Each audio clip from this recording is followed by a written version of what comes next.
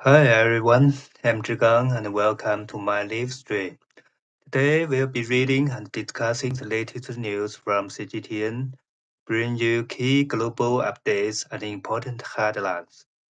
Stay informed and feel free to share your thoughts in the chat. Now let's dive into today's news.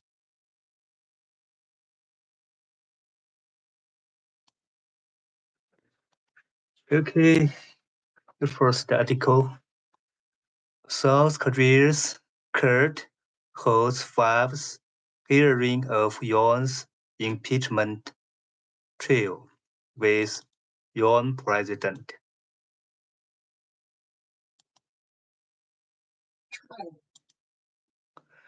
South Korea's Constitutional Court on Tuesday held the fifth hearing of impeachment trial on President Yoon Suk-yeol.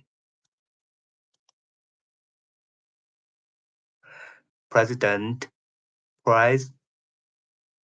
presented himself at the courtroom in central Seoul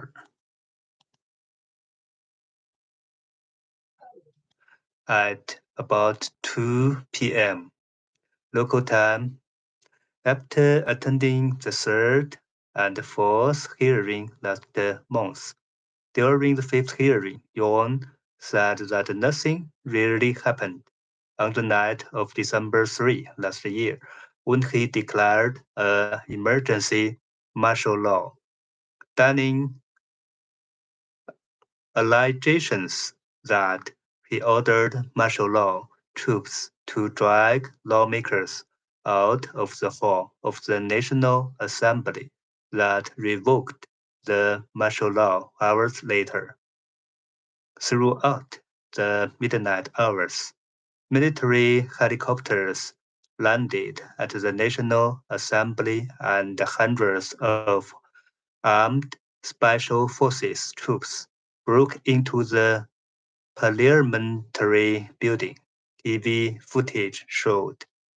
Under the Constitution, a president is required to report the martial law in position to the National Assembly, the sole body with the right to repeal martial law.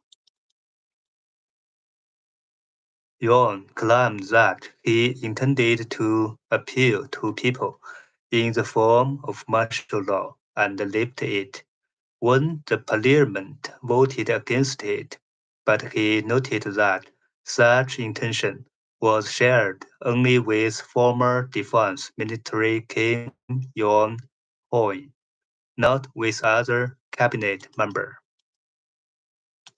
According to the prosecution's indictment,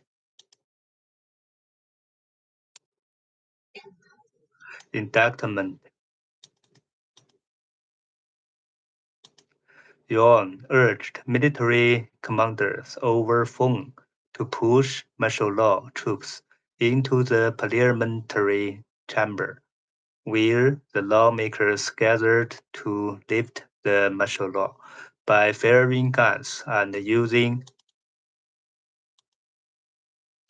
axes to break the door open. Lee Jin-woo, former chief of the Capital Defense Command accused of his involvement in the martial law imposition, refused to testify during the hearing, saying, saying he was restricted in testimony. Testimony as his own criminal case was underway. Lee only admitted Lee only admitted that he talked with Yuan on the phone on the night of the martial law declaration. Ye Ying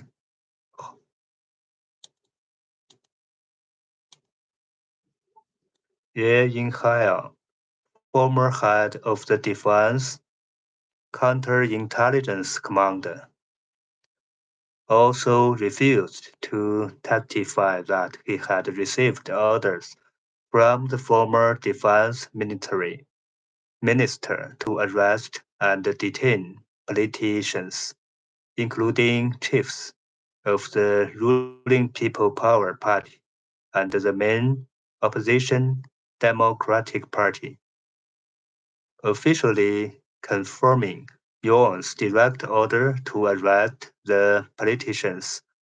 Hong Jiang-wan, former first deputy director of the National Intelligence Service, said in the hearing that Yuan gave him orders to help the Defense Counterintelligence Commander round up all of the politicians. Hong told lawmakers last month that he was given the orders over phone around 20 minutes after the martial law declaration. Yuan testified that his instructions to assist the Defense Counterintelligence Command had nothing to do with the martial law imposition.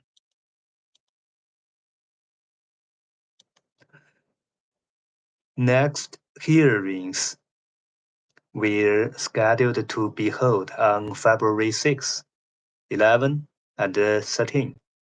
The motion of impeach Yuan was passed through the National Assembly on December 14 last year and was delivered to the Constitutional Court to deliberate it for up to 180 days, during which Yuan's presidential power is suspended. Yuan was apprehended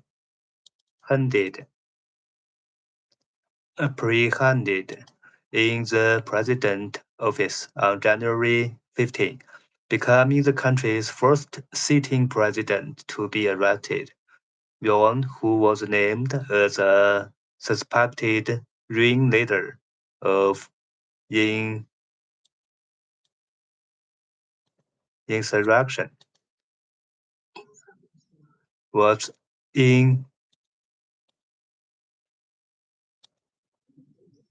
indicted under detention on January 26, becoming the country's first incumbent president to be put on trial in custody.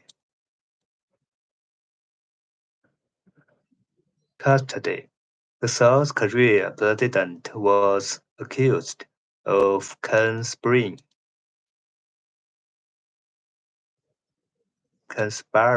with the former defense minister, who had already been indicted under detention, to declare unconstitutional, illegal martial law and dispatch armed forces into the National Assembly. Okay, the first article is about the president of South Korea. Let's take a look the second one.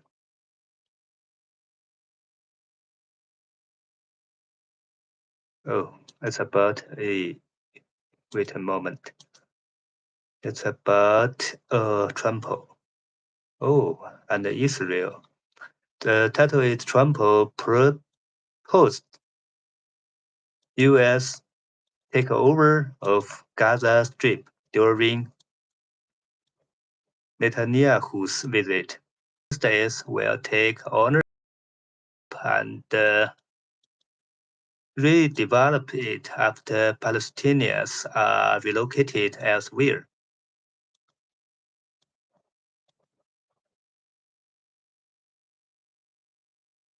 Trump made the remark in a joint press conference with visiting Israeli Prime Minister Benjamin Netanyahu.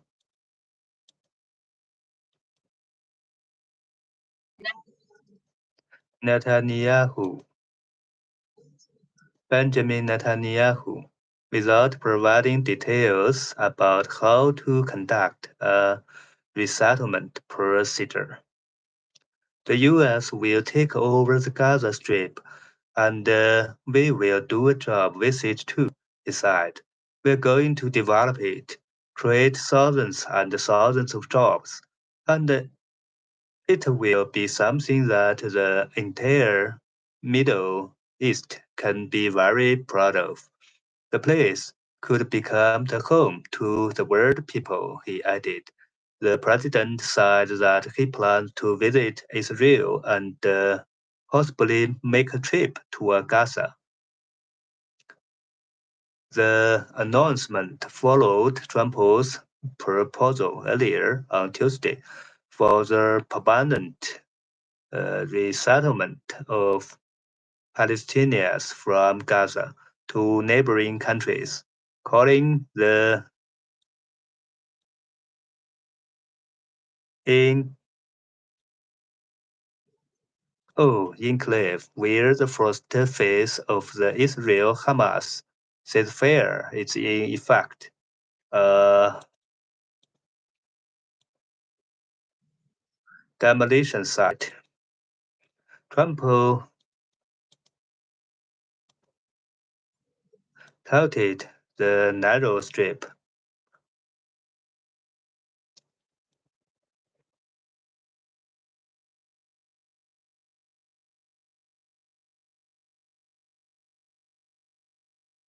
where Israel's military assault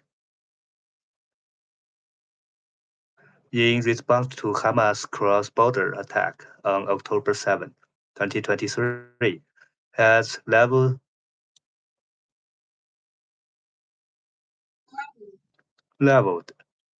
large swaths as having the potential to be the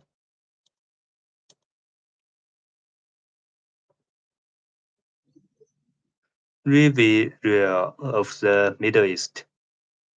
Netanyahu, whose military had engaged in more than a year of fierce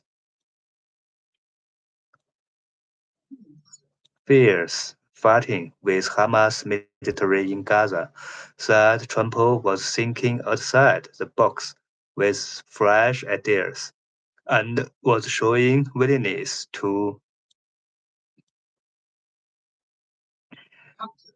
puncture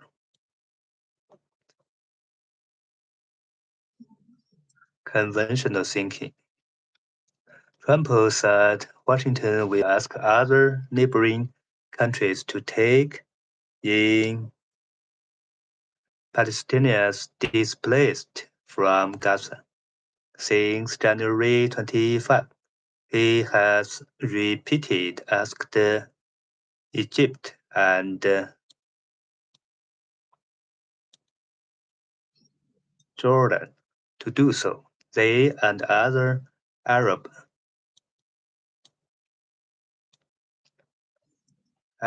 states have rejected his proposal. Instead, we should go to other countries of interest with humanitarian hurts, and there are many of them that want to do this and build various domains that will ultimately be occupied by the 1.8 million Palestinians living in Gaza, ending the death and destruction and, frankly, bad luck. This could be paid for by neighboring countries of great wealth, Trump said on Tuesday. Egypt, Jordan,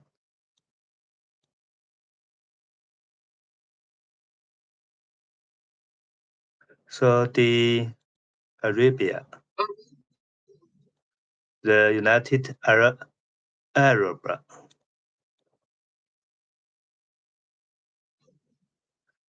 the United Arab Emirates, Qatar, the Palestinian Authority, and the Arab League released a joint statement rejecting any plans to move Palestinians out of their territories in Gaza and the occupied West Bank. The Arab statement warned that such plans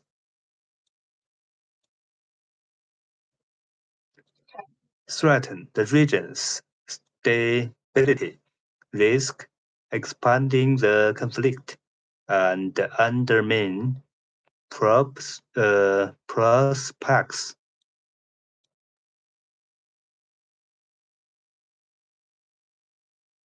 for peace and coexistence among its people. Egyptian President Abdel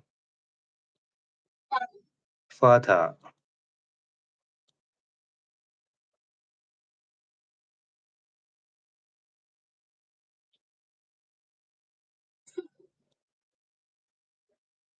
al-Sisi rejected Trump's suggestion in a news conference last week, saying that the transfer of Palestinians can't ever be tolerated or allowed. The solution to this issue is the two-state solution. It's the establishment of a Palestinian state, he said.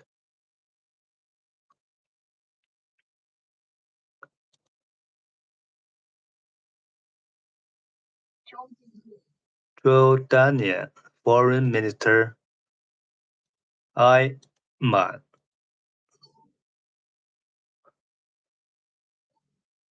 Maan Safdie also said that Jordan's rejection to Trump's idea is firm and unwavering. It's about the Middle East, about the war. The good news is the war is ceasefire.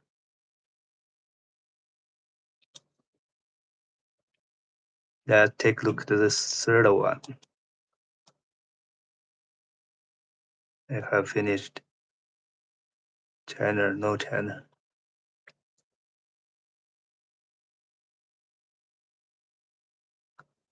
Oh,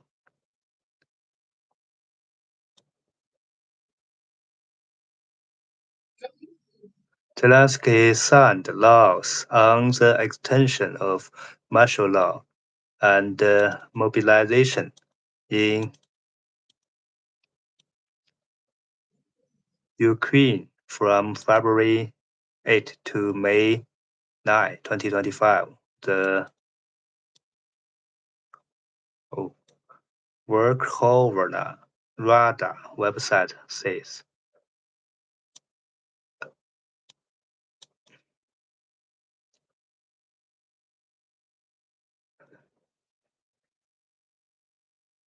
U.S. trade gap widens in 2024 to almost $920 billion.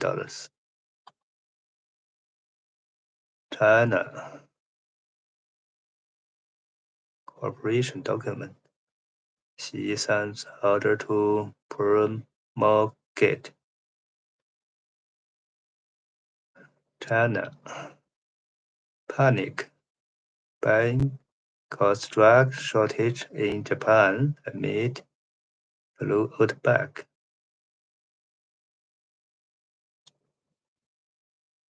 Oh, we have finished it day before yesterday.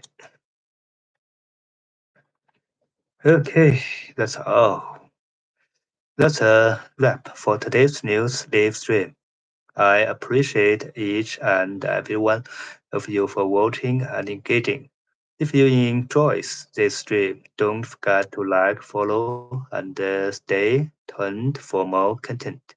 I'm Zhigang signing off. See you in the next stream. Bye bye.